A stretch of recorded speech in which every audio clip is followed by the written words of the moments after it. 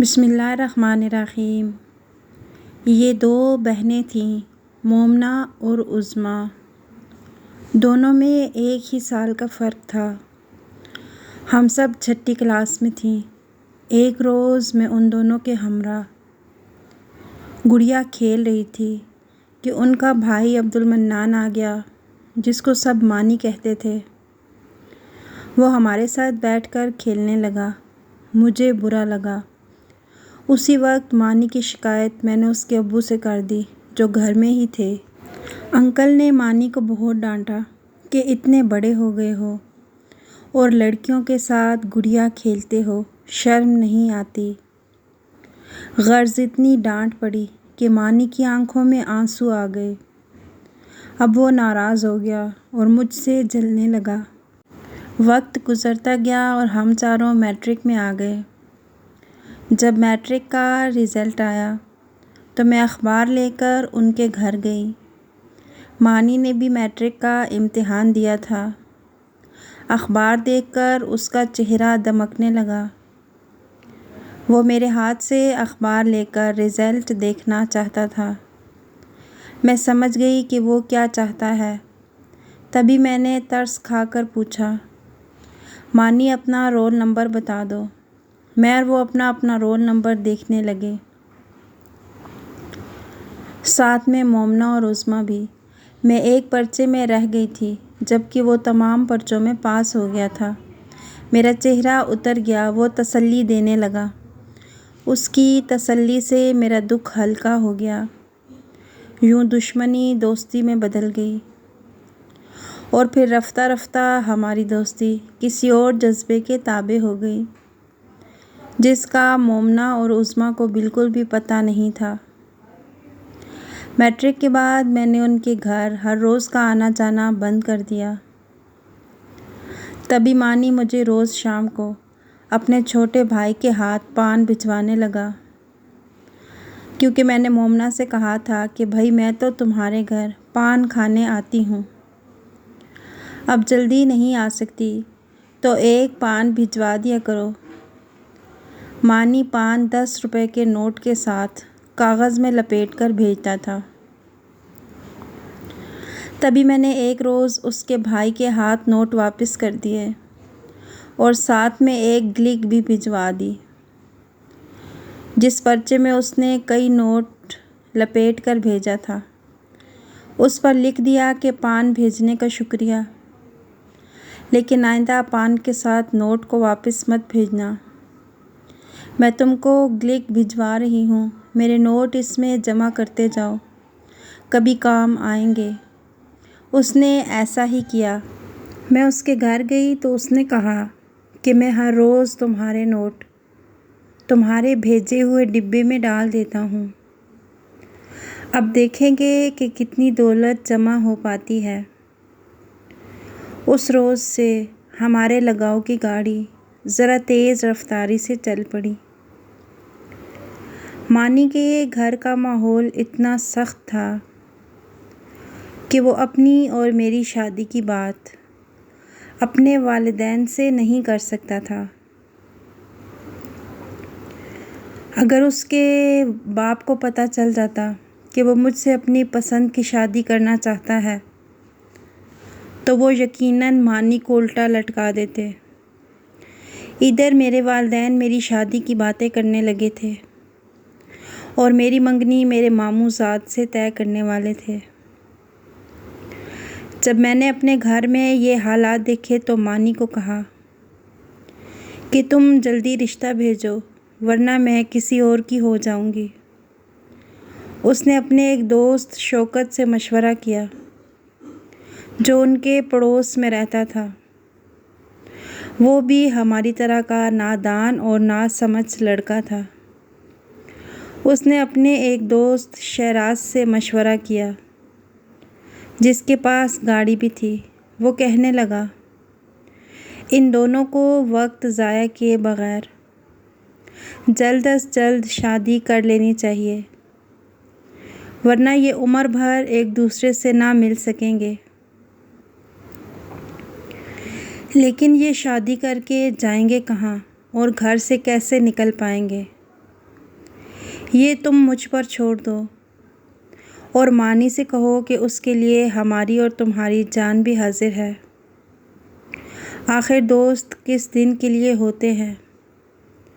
آج کام آئے تو پھر یہ دوستی کس کام کی؟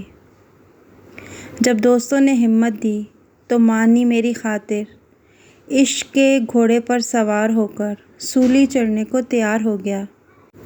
تینوں دوستوں کے صلاح و مشورے ہوئے اور ہم بے وقوفوں کی طرح بے سر و سامانی کے ساتھ گھر سے نکل پڑے۔ مانی گلک میں روزانہ جو 10 روپے کا ایک نوٹ ڈالتا تھا، ان جمع شدہ پیسوں سے اس نے میرے لیے ایک جوڑا خرید لیا۔ حسب پروگرام ایک روز صبح کالج جانے والے تانگے سے اتری تو وہاں شہراز گاڑی لیے منتظر تھا۔ مانی نے مجھے گاڑی کا نمبر بتا دیا تھا۔ میں اس کی گاڑی میں بیٹھ گئی۔ 1 گھنٹے کے بعد وہ مجھے اپنے گاؤں لے آیا۔ چونکہ یہ گاؤں ہمارے گاؤں سے 1 گھنٹے کی مسافت پر تھا۔ شہراز پشاور کا لڑکا تھا اور اس کی زبان میں نہیں جانتی تھی۔ اس نے اپنی والدہ سے پشتو زبان میں کچھ کہا اور مجھے ان کے حوالے کر کے واپس چلا گیا۔ اس دوران مانی اور شوکت کہیں نہیں گئے بلکہ وہ گھر پر ہی موجود رہے۔ ان دنوں میری عمر 17 برس سے کچھ ہی زیادہ تھی۔ گھر سے نکلتے وقت میں نے یہ بھی نہ سوچا کہ میرے غائب ہو جانے سے والدین پر کیا گزرے گی۔ 15 دن تک میں شہراز کے گھر پر رہی اور میرے چلے آنے کے بعد خدا جانے کیا قیامت ٹوٹی۔ محلے کے لڑکوں کو میری وجہ سے پوچھ گچھ کے لیے پکڑا گیا۔ بلا وجہ تھانے میں مارا پیٹا گیا۔ کچھ کو تو حوالات میں بند کر دیا گیا۔ لیکن تفتیش کار میرے بارے میں معلومات حاصل کرنے میں ناکام رہے۔ 15 روز بعد شہراز شوکت اور مانی کے ہمراہ آ گیا۔ شہراز نے اپنے گھر والوں کو یہ باور کرایا تھا کہ میں اس کے دوست مانی کی منکوحہ ہوں۔ بہرحال یہ تینوں مجھے لے کر اپنے ایک اور دوست حبیب کے پاس اٹک آ گئے، جہاں میرا نکاح مانی کے ساتھ کرا دیا۔ اب ہم آپس میں میاں بیوی تھے۔ تاہم حبیب ایک سیانہ شخص تھا۔ اس نے شرعی نکاح کے وقت اپنے ایک رشتہ دار وکیل سے بھی رابطہ کیا اور فوٹوگرافر سے میری بوقت نکاح تصویر بنوائی۔ نکاح نامے کے ساتھ وہ ہمیں وکیل کے ہمراہ بڑے شہر لے گیا۔ کورٹ لے جا کر تمام قانونی کارروائی کروائی اور قانونی کاغذات بھی بنوائے۔ کورٹ میں میرا بیان ہوا۔ اس ساری کارروائی میں ہمارے پاس پیسے ختم ہو گئے۔ کچھ رقم شہراز نے دی، اسی نے ہمیں راولپنڈی پہنچا دیا۔ وہاں وہ ہمیں ایک مکان میں لے گیا جس میں ایک بوڑھی عورت اور اس کا بیٹا رہتے تھے۔ ہم ان کے ساتھ ان کے مکان کے ایک کمرے میں رہنے لگے، جس کا کرایہ پیشگی ہی شہراز نے ادا کر دیا۔ اب پیسوں کا مسئلہ تھا جس کے لیے مانی کا گاؤں جانا ضروری تھا۔ وہ مجھے تسلی دے کر گاؤں چلا گیا۔ وہ والد کی دکان پر گیا۔ اتفاق سے اس کے ابو دکان پر موجود نہیں تھے۔ اس نے مینیجر سے کچھ رقم لی اور جب واپس لوٹا تو بہت پریشان تھا۔ مانی نے بتایا کہ پولیس میرے پیچھے لگ چکی ہے۔ ہو سکتا ہے کہ مجھے جیل ہو جائے۔ تم وعدہ کرو کہ بدل تو نہ جاؤ گی۔ تمہارے والدین نے مجھ پر اغوا کا پرچہ درج کرا دیا ہے۔ یہ حالات اسے اس کے دکان کے مینیجر سے معلوم ہوئے تھے۔ میں نے اسے اپنی وفاداری کا یقین دلایا۔ پھر صبح ہوتے ہی میں شوکت اور مانی اپنے گاؤں کے قریب ایک شہر میں آ گئے کیونکہ ان کو خدشہ تھا کہ جہاں ہم رہ رہے ہیں شاید اس جگہ کا علم مانی کے والد کو ہو چکا ہے، کہیں پولیس ان کو تنگ کرنے یہاں تک نہ آ جائے۔ اب شوکت نے ہمیں سمجھانا شروع کیا کہ تم لوگ کب تک ادھر ادھر چھپتے پھرو گے؟ جب مانی رقم لینے گاؤں نہیں جا سکتا تو بہتر ہے کہ تم دونوں اپنے والدین کو منانے کی راہ نکالو تاکہ پولیس سے جان چھوٹے۔ والدین تو پھر والدین ہیں، وہ تم لوگوں کو پولیس کے حوالے کرنے کی بجائے کوئی عزت بھرا حل نکال لیں گے۔ ہم پھر سے شوکت کی باتوں میں آ گئے، کیونکہ بغیر پیسوں کے کہیں بھی رہنا محال تھا اور عمر بھر چھپ کر بھی زندگی نہیں گزاری جا سکتی تھی۔ بس ہم نے اس کا کہا مانا اور اپنے گاؤں جانے والی بس میں سوار ہو گئے۔ بدقسمتی سے بس والے نے ہمیں گاؤں سے 2 میل آگے اتار دیا۔ ہم نے پیدل ہی گاؤں کی طرف چلنا شروع کر دیا، حالانکہ یہ علاقہ ڈاکوؤں کی وجہ سے خطرناک سمجھا جاتا تھا، لیکن ہمیں پولیس کے خوف نے باقی ہر خوف سے بے نیاز کر دیا تھا۔ جب ہم گاؤں میں شوکت کے گھر کے سامنے پہنچے، جہاں میں پہلے بھی آ چکی تھی، تو میں جھٹ سے گھر کے اندر چلی گئی۔ آج گھر اور 4 دیواری کی اہمیت کا اندازہ ہوا کہ اس کے بغیر انسان کھلے آسمان تلے کچھ بھی نہیں۔ اگلے روز شوکت کو میرے رشتہ داروں کو جا کر میرے متعلق مطمئن کرنا تھا اور معاملہ طے کرانا تھا۔ مانی کو بھی اپنے گھر والوں کو منانا تھا، شہراز کو بھی اپنے ماموں کے گھر جانا تھا جہاں وہ ہمارے گاؤں میں رہتا تھا۔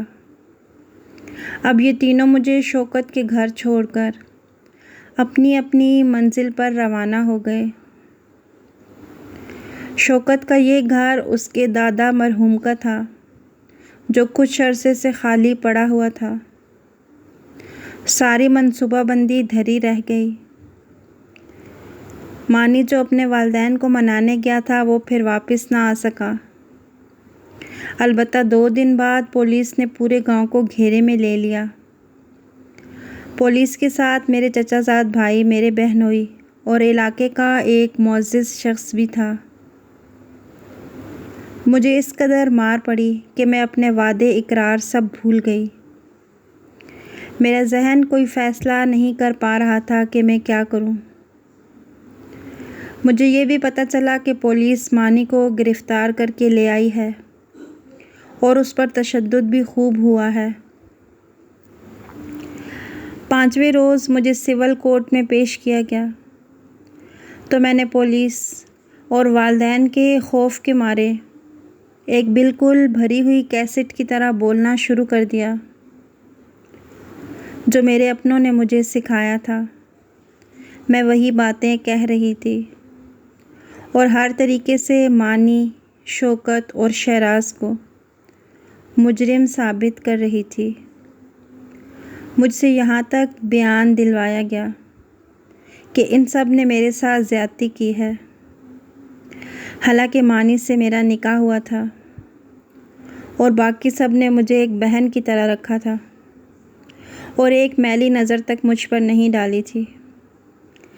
میں یہ بھی جانتی تھی اور میرا خدا گواہ تھا کہ یہ باقی سب اس معاملے میں بے گناہ تھے، لیکن اب تو ان سب پر وہ حدود کا کیس بنوا رہے تھے۔ ان سب کا یہی قصور تھا کہ انہوں نے ہمارا ساتھ دیا تھا جس روز مجھے بیان دینا تھا۔ مانی کو بھی ہتھ کڑی لگا کر کورٹ میں میرے سامنے لایا گیا اور پھر میں نے اس کے سامنے بھی وہی بیان دیا۔ مانی کی آنکھوں سے آنسو بہنے لگے اور ان آنسوؤں میں یہی سوال تھا کہ تو نے میری وفا کا یہ صلہ دیا۔ جب میں بیان دے چکی تو مانی نے بے اختیار کہا، اگر تیرے بیان پر مجھے پھانسی کی سزا بھی ہو جائے گی تو بھی پرواہ نہیں ہے۔ خدا کرے آئندہ تم کو کوئی تکلیف نہ پہنچے۔ سب کے سامنے اس کا ایسا کہنا تھا کہ میرا سر شرم سے جھک گیا۔ جب مجھے گھر لایا گیا تو میں بہت روئی، مگر یہ مانی کو کون بتاتا کہ گھر آ کر میں اپنی بے بسی پر کتنا روئی ہوں۔ میں تنہائی میں اپنی بد نصیبی کا ماتم کرنے لگی، کیونکہ زخم ابھی ہرا تھا، اور گھر والے بھی میری طرح اس بات سے لاعلم تھے کہ قدرت کیا فیصلہ کرتی ہے۔ وہ سمجھ رہے تھے کہ ہم نے ان نادانوں کو ان کی جوانی اور جرأت کی خوب سزا دی ہے، لیکن ایک سزا ابھی اور باقی تھی۔ وہ یہ تھی کہ ایک نئی روح میرے وجود میں جنم پا چکی تھی۔ وقت گزرا تو میری ماں کو احساس ہو گیا کہ ایک قیامت ابھی ہماری منتظر ہے۔ ان کے ہاتھ پاؤں پھول گئے، بھاگ دوڑ شروع کر دی گئی، لیکن اس مرحلے سے نمٹنا آسان نہیں تھا، اور میں بھی نہیں چاہتی تھی کہ ایک روح کو اس دنیا میں آنے سے پہلے ہی قتل کر دیا جائے، مگر اس کے سوا کوئی چارہ نہ تھا۔ ماں اور میری بڑی بہن اسی بھاگ دوڑ میں لگی تھیں، اور میں جائے نماز پر دعا کرتی تھی، خدا کرے ان کی یہ بھاگ دوڑ کامیاب نہ ہو، اور یہ مجبور ہو کر مجھے پھر سے مانی کے ساتھ زندگی گزارنے کی اجازت دے دے، تاکہ ایک ننھی منی جان پیدائش سے قبل موت کے منہ میں جانے سے بچ جائے، اور ہم دونوں بھی تباہ و برباد ہونے سے بچ جائیں۔ میری دعا قبول ہو گئی۔ کسی نرس، کسی ڈاکٹر نے قتل کے اس فعل کی ذمہ داری لینے کی حامی نہ بھری۔ جب ماں نے جان لیا کہ اس حقیقت سے چھٹکارا ممکن نہیں ہے، تو اس نے مجھے اپنے ایک رشتہ دار کے گھر دوسرے گاؤں میں بھجوا دیا، جہاں میں نے اس بد نصیب کو جنم دیا جس کو پیدا ہوتے ہی مجھ سے جدا کر دیا گیا۔ وقت کسی کا انتظار نہیں کرتا۔ دن ہفتوں میں اور ہفتے مہینوں میں گزرنے لگے۔ بہت سے رشتے آئے، مگر جب ان کو میرے ماضی کے بارے میں علم ہوا تو وہ دوبارہ نہیں آئے، کیونکہ میں درخت سے گرا ہوا وہ پھول تھی جو داغدار ہو چکا تھا۔ مجھے بھی شادی سے نفرت ہو چکی تھی، جو مجھ پر قیامت بیت چکی تھی۔ آج اس واقعے کو 30 برس ہونے کو آئے ہیں، مگر دل کا زخم آج بھی ہرا ہے۔ یہ وہ گھاؤ ہے جو کبھی بھرا نہیں جا سکتا۔ یہ میری کم سنی میں ایک جذباتی قدم کی سزا ہے جو ابھی تک باقی ہے۔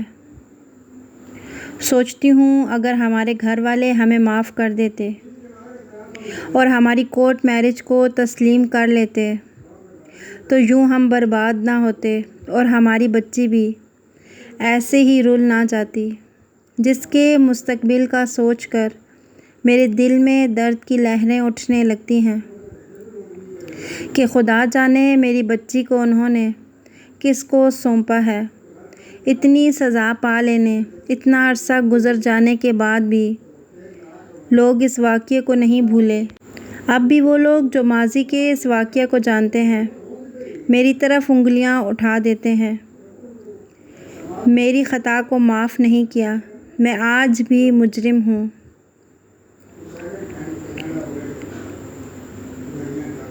لیکن میں نے مانی کے ساتھ بہت بڑی بے وفائی کی تھی۔